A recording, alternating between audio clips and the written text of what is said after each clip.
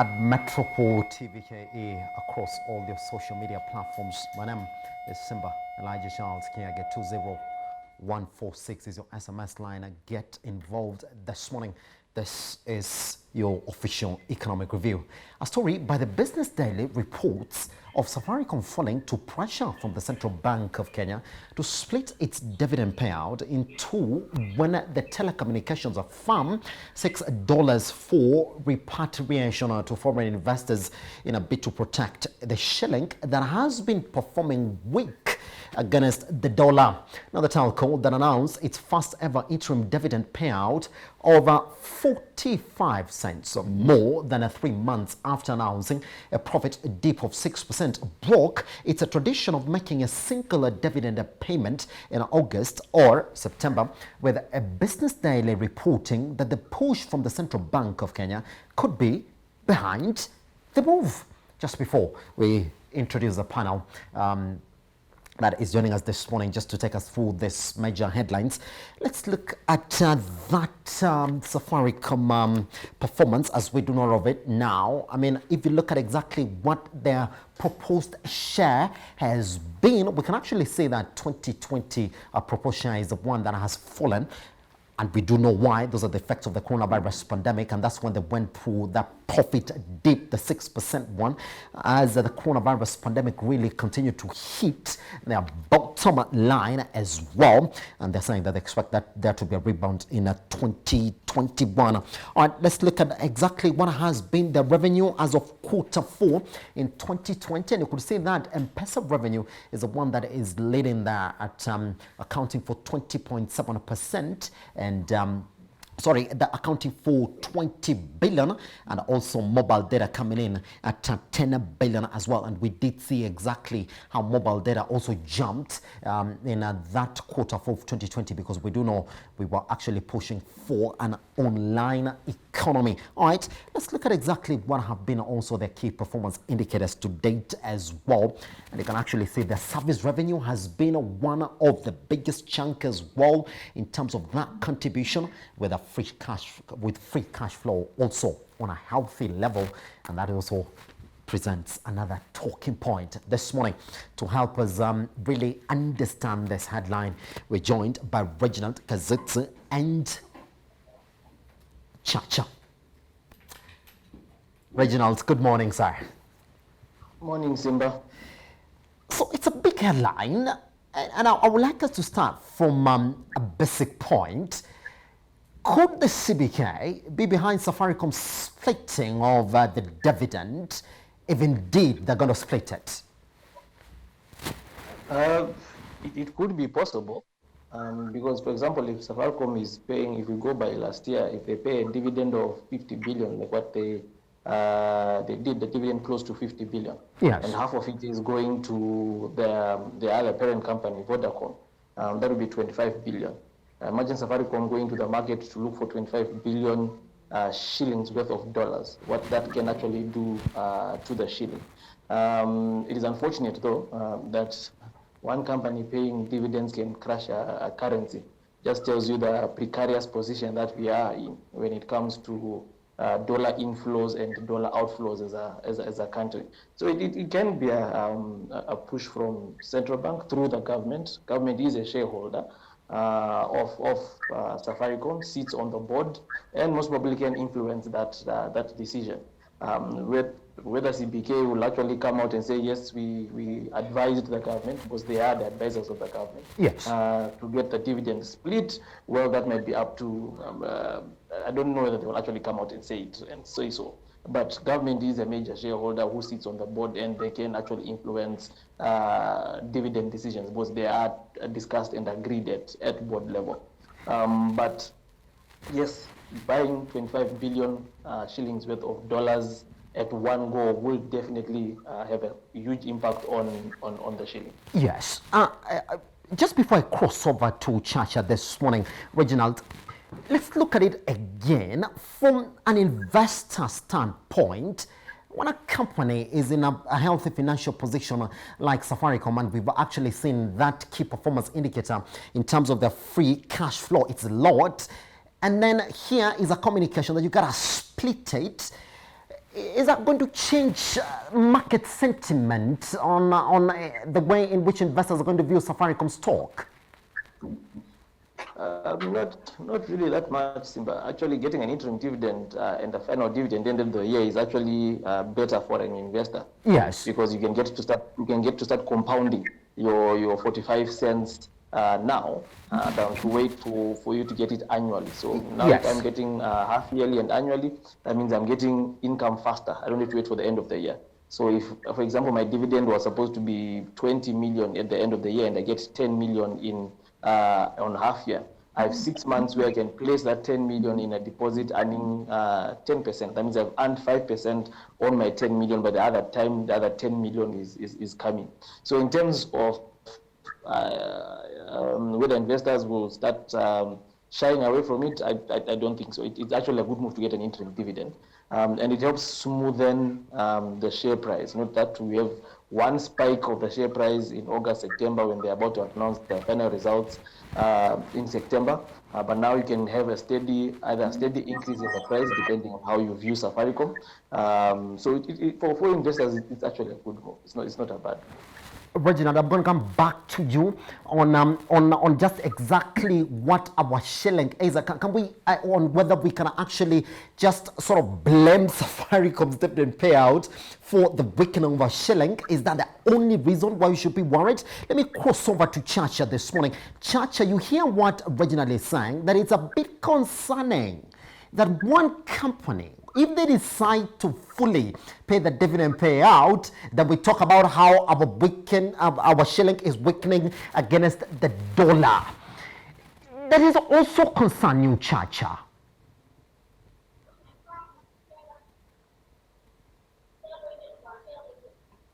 I'm getting you well, Simba. Yes. It's like there is a network hitch. Network hitch. Can you hear me? Yes, I can hear you now. Can you get me? Yes, I can. All right, let me rephrase that question. Yes. Yes, let me rephrase it. You hear what Reginald is saying. Reginald is saying, well, it's a bit concerning that should one company in Kenya decide to fully pay their dividend, then the economy goes into shock mode about how our shilling is going to stand against the dollar. Does it concern you as well? Okay, thank you, Simba. That is a concern of every stakeholder, particularly investors, yes, and also citizens. But I would like to point out some fundamental facts that Safaricom, in terms of share ownership, at 35% of the shares are owned by the government. And that's why we are saying Central Bank of Kenya, through the government of Kenya that sits in the board of Safaricom, has advised for a dividend split. But we have also other shareholders, actually, which are foreign firms, where we have Vodacom owning 35%. Then we have Vodafone, just a sister company, I think, to Vodacom, owning 5%, and the rest, 25%, is owned by retail investors at the Nairobi Securities Exchange. Yes. What this means that the major shareholders, here we have 40% going to foreign investors, meaning that Safaricom is largely owned by foreigners. And in fact, you will find even the retail investors may not be only Kenyans. They may also be what? Foreign individual investors. So this tells us that now in paying dividends, when it's paid in lump sum, it causes shock waves in the market because there is a huge demand for dollars. Yes, because you are saying dividend payout to these foreign companies owning over 40%, roughly 50%, meaning that the raw demand and supply comes in. When the demand for dollars goes up, that in fact weakens our shilling because Central Bank of Kenya is trying to shield our weak shilling based on last year's experience. Remember last year when Safaricom paid the dividends, the shilling weakened further. Yes. To 107.28 against the dollar. That was by mid-July. By August, it was trading at 108 shillings against the dollar. Yes. That means the idea that has been fronted by Central Bank of Kenya is timely, and it helps in cushioning our weak shilling. It's also good, as my brother Reginald has said, it's also good for the investors, because if I get half of what I've invested in Safaricom shares now, I can use it for my business. You can have it compounded if you put it in other financial market vehicles. So that is a good strategy, and the Central Bank of Kenya here has taken a good move to advise for this dividend split so that it's paid in two tranches. Thank you. Yes. Reginald, which therefore begs the question, because this is the direct question that I actually want to ask you from that then. Was Safaricom therefore responsible for the drop in the shillings standing against the dollar, especially last year when they paid out their dividend? When you're looking at other many factors, because it's during that time when we were right within the COVID-19 pandemic, are we looking back at last year's devaluation and saying probably Safaricom was the one to blame? But are we also ignoring other factors that were playing in the economy during that period? It would be very unfortunate if we blame Safaricom. Yes. Safaricom had nothing to do with the shilling devaluing. The shilling is overvalued anyway. Yes. Safaricom or no Safaricom. Let me explain it this way. It's what we call a dollar funding gap, which Kenya has been in for the last decade or so. Yes. What do I mean by dollar funding gap? Okay, your exports have been flat, or the exports have been flat around $6 billion on average for the last 10 years. So annually you have exports of $6 billion. Your imports are 18 to 19 billion dollars on average every year for the last 10 years. That gives you a dollar funding gap of around 12 billion. That means your inflow and outflow of dollars, there's a difference of 12 billion shillings, and 12 billion being money going out because you are importing, and you're only receiving 6 billion when you export. So even if you take the magical diaspora remittances numbers, which averages around 2 billion every year, you still have a dollar funding gap of 10 billion. Yeah. Yes. Tourism was pretty much dead the whole of 2020, so there were no inflows coming from there. So when you have a dollar funding gap of 10 billion in a year, there's no way your currency cannot devalue. So secondly, now when you add the debt, the external debt that is largely denominated in dollars, which is around 35 to 37 billion dollars, and you just take an average interest rate of 5% on that 37, that's another additional 2 to 3 billion outflow in interest payments without even looking at principal repayment. $3 billion outflow every year, which is already half of what your exports are. So Kenya has an average of around 12 to 13 billion dollar funding gap. That means we have more outflow of dollars than inflows coming into the country. Safaricom's whatever of 25 billion is only equal to $2 billion. Yes, it does add to the dollar funding gap, but it is not the primary reason for the problems that we have in the shilling. Yes. And that's why we have to borrow to repay debt, external debt, because we just don't generate any dollars to be able to fund that gap that we have of 10, 12 billion. Yes. As long as our exports don't increase, the truth of the matter is looking at Safaricom is just looking at Safaricom as a scapegoat. Was $2 billion vis-a-vis outflows of 19 billion in exports and $3 billion in interest payments without principal. If you add principal, that becomes close to 4 or 5 billion. Safaricom is a very small goldfish, not even in a pond, in a glass bowl inside the house. Yes. So the shilling fundamentals themselves are not okay. They have been not okay for a long time. Central Bank has been managing the Kenya shilling and now trying to pass the back to Safaricom. Just before I cross over to Church, Reginald, quickly, in just 45 seconds, if you may, is this going to force Safaricom to change tack? Because we do know they have been paying 80% of the revenue as a dividend. Are they going to be forced to change that? Most probably they won't. They'll still pay it in interim. Yes. My worry, and as I've always told you, my worry is when a company keeps on paying out a lot of dividends, it's also a telltale sign of that they have not seen any viable investment opportunities for where they can put that money to grow the business further. So it's better just to pay shareholders that money. But if they had opportunities of growth, and especially I think if they get the Ethiopia deal and they continue with their expansion outside the continent, they will need all the money that they can get. It might now shift from earning dividend as shareholders to benefiting from capital gains. Yes. Oh, Chacha, clear for us this conversation. Then I'm going to ask you the same question that I asked Reginald, because I'm looking for different view on that as well. For an investor now looking at exactly how the government, through the CBK, is really trying to sort of cut back on the dividend plans for Safaricom, is that going to change investor sentiment in the short term? Yes, thank you. That partly can greatly change the investor confidence, because some investors, the Nairobi Securities Exchange is affected by any noise in the market. Yes. If there is like this kind of pressure that is being piled on the Safaricom to split, and if that is not in the best interest of Safaricom, then you realize if investors sense the danger, some can pull out.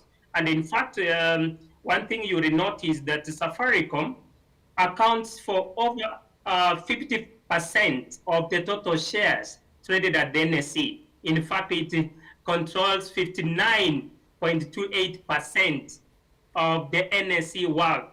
What does that mean? Safaricom is a very important and strategic player in the market. And this over-reliance on one company controlling more than half of the total shares traded is dangerous to the country. Because as you have said, the weakening of the shilling should not be largely dependent on the move by CBK to have Safaricom split the dividends. In fact, what we have had is a decline, collapse of other sectors. For example, we have the tourism sector has been greatly affected, partly due to the COVID-19 pandemic. Yes. The exports of products like horticulture are in the all-time low. That particularly affects our country because we rely entirely on agriculture as a source of income. And when this one is not coming out well, you find our economy really is tottering on the blink of collapse. I think we should change and maybe as a government diversify the sources of revenue creation so that we can have ways of stabilizing the shilling and not just come in and come up with the firefighting strategies of controlling, for example, the dividend payout by Safaricom. Thank you. Pretty much. Gentlemen, let's move on to the next issue for you this morning. Well, plans by the Kenya Revenue Authority to collect 21 billion out of the minimum tax introduced under the Revised Income Tax Act ITA has run into jeopardy after the High Court put a temporal hold as the court listens to submissions by parties who have accused KRA over the implementation of the tax. Now, 3 officials of the Kitengela Bar Owners Association, Stanley Boberu, Samuel Gitonga, and Bernard Uranga, sued the taxman, saying that the enforcement of the tax is unconstitutional and would harm businesses. Now, the complainants have also put the members of parliament on the spot for allegedly passing an amendment to the law before it was fully taken to the Senate for the Senate to debate and approve, which they say is a violation of the Constitution. They also claim that charging minimum tax on gross turnover affects finances of county governments, which already have their own set levies on businesses within their purview. Now, High Court Judge George Odunga maintained that the petition by the traders from Kajiado and Machakos counties were of concern to the court under law and that KRA can hold its horses. Let's update that story. So KRA went to court again to seek for an early hearing. Now, we do know they have it All right. Now, we do know other members also who are opposed to this tax include Kenya Association of Manufacturers, the Retail Trade Association of Kenya, RETRAC, and the Kenya Flour Council that has also challenged the act. Reginald, does the minimum tax fail to distinguish between tax laws and operational losses? Is that the elephant in the room? Let's talk about that tax. Minimum tax is, as you said, minimum tax on gross turnover. There is really any government can come up with any tax measure that they want, as long as they follow the law, the right to way of bringing it in. It goes through parliament, is legislated, it is approved through all the tools. Any government can bring up any tax. Yes. And what the traders have done is also in their right. They can go to court to challenge any tax, and it will be a back and forth. And truth be said, at some point in time, this tax will still be put there. It either will be put as minimum tax, or it will be a tax that will come in through another back route or anything. An increase in excess duty, an increase in VAT, an increase in... because the government's argument is, without that, we cannot even pay you, the judge, your salary, because we don't have revenue. Yes. Simple and straightforward as that. So it will reach a point where even the judges themselves will think, okay, if we don't collect this revenue, we will not have a salary. So it will be passed at some point in time, because as we all know, the country is in a mess. Our expenditure side of the government is excessive, especially on debt repayment, which is now taking close to 40 to 50% of all revenue that Yes. is the country reduces. So they have to look for ways of generating revenue to be able to meet their obligations. And taxation is one way of doing it. So when you go through a period where you are accumulating debt, you just need to know that there's a time that is going to come where you have to pay the piper. And you pay the piper by increasing taxation. If the debt has not grown the economy, that the tax base itself and the tax revenue has increased. So, and for them, people have been creative in terms of corporate tax. You can put any funny things there to make sure that you actually run a paper loss. But if you look at your cash flow is rich. You have billions in cash flow, but in terms of profit that is taxable, it's very low. Yes. So what KRA is trying to do is, okay, for the guys who have been trying to run away from this, let's have a 1% minimum on turnover.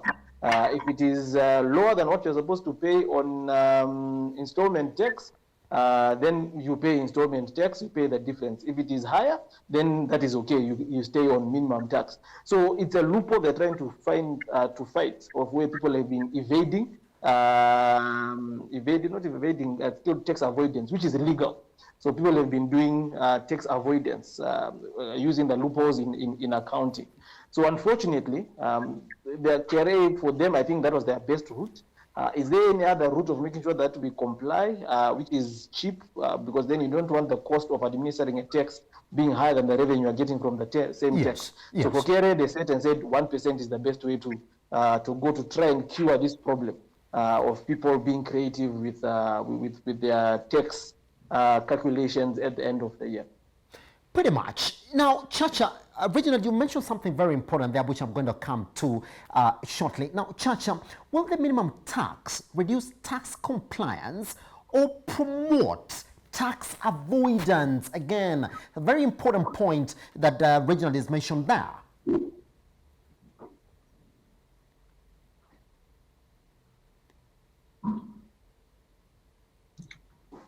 Oh, you've gone off again. Can you get me now, Chacha? Yes, I can now. Yes. I can. KRA's thinking is that, well, this minimum tax is actually going to bring more people under the tax net. Whether you're loss-making or profit-making, will get something out of you. But will it really reduce tax compliance and promote tax avoidance in the economy, as the complainants are arguing out in that case?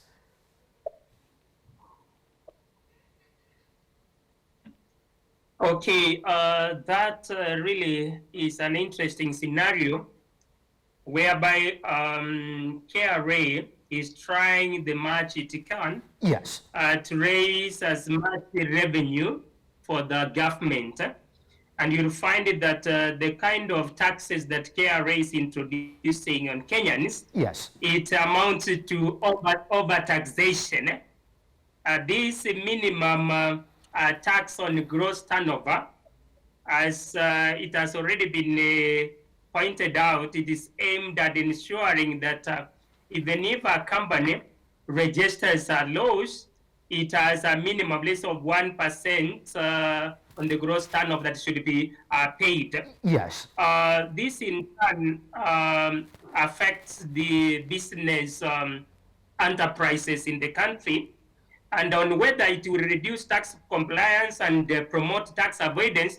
Well, it is aimed at to avoid tax avoidance by ensuring there is utmost tax compliance, so that because instead of declaring losses and therefore sometimes filing nil returns, Yes. now companies can file at least by declaring or by paying 1% of the minimum tax. Pretty much. So this in our Chacha, I'm sorry to cut you short. I don't mean to. Is it easier for a company therefore to declare loss and pay 1% of those losses then? I think this is that the intention of this. Even if a company declares a loss, yes, it has to pay a minimum of 1% on gross turnover. Yes. Whether it has a loss or not. You know, the issue is at least some money is being paid to KRA. Yes. So this is to increase revenue collection so that it can be used to run the government activities, pay salaries, and so on. So it is a way of increasing revenue collection, but it is not friendly to the investors, particularly even the big business enterprise and the small ones. Yes. Reginald, let me get you in on that. You mentioned something very important, and this is a question that I want to put you directly. How would capital-intensive businesses, which have a high gross income but low profit margins, be impacted by the tax? You still pay 1% on your gross 1% on your gross turnover. Yes. And ideally, even if we take the example of Safaricom, 1% of their revenue and 30% of their profit, you'll realize 30% of their profit will still be higher than 1%. Yes. So they'll still end up paying the difference. So for people who have been paying their taxes faithfully on 30% of their profit, you realize that 30% on their profits is still going to be higher than 1% on their gross turnover. So, and one thing that needs to be understood, that minimum tax is not an additional tax. Minimum tax is just saying whichever of the two is higher. Yeah. So if your 30% is higher, you will still pay your 30% less whatever 1% you had already paid. Yes. Quarterly. Or whatever is higher between your installment and your minimum tax, you pay the higher of the two. So it's not an additional tax on top of corporate tax because they net out at the end of the year. But however, for guys who have been creative in finding expenses, maybe under-reporting, over-reporting expenses, and maybe under-reporting revenue, you'll find, and then you end up reporting a loss, so you end up doing a nil return. You'll have paid at least 1%, which is fair, because if the government has facilitated with you, facilitated to operate, and all, which is debatable. Yes. Because the element of taxation is you are taxing me, but what have you done for me to be able to generate this revenue? The government can always argue that we've given you security, there's water, there's electricity, there are all those other things that the government has put in place, but that's a debate for another day. So minimum 1% tax is not an additional tax on top of your 30%. Yes. It's just saying that whichever of the two is higher is what you are going to pay. But for those who have been hiding over inflating expenses, because that's how most people avoid tax, and now you find those are the people that will most probably be making the most noise. What might need to be done on minimum 1% tax is that if maybe a business is still starting up, yes, then you give them a grace period of saying in your first 3-4 years, then minimum tax is not applicable to you. You just continue with your installment tax. So and we need to start from somewhere. It cannot be perfect on day number one. It can go being perfected. So it is implemented, and we say, okay, this is killing SMEs that are just starting up. Let's waive or give a grace period for the SMEs that are just starting up the same way they do for big businesses. If you do a capital expenditure, you get a capital allowance. If you do a building and all that, you get all those allowances that you're allowed to deduct before you calculate your net profit. And it can be done for a business that is just starting up. And say 3 years grace period, minimum tax does not apply to you, but after year 3, now minimum tax starts applying, whichever is higher between your minimum and your installment. But if we are always in a place where we want it to be perfect on day number 1, then you know perfection is the enemy of progress. Pretty much. All right.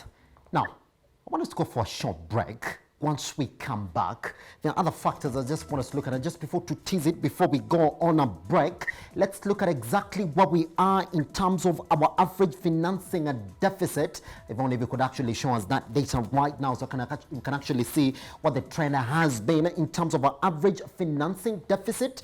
That's it, what we're talking about from 2015 all the way to 2020 has been the same story. We have failed to actually manage it in an overall trend. What about our public debt as well? The story is not across the board. We have also now actually been on an increasing trend. Same thing all the way from 2015 up to where we are right now. You can actually see that in terms of value and growth rate, they are quite a story to tell on that area. And in terms of a debt composition, because that's exactly where we are this morning as well, you will see that when we are talking our debt composition locally, treasury bills, all right, excluding repos, are the ones that have been taking 24.57%. But when it comes to treasury bonds, 73.56% in terms of composition.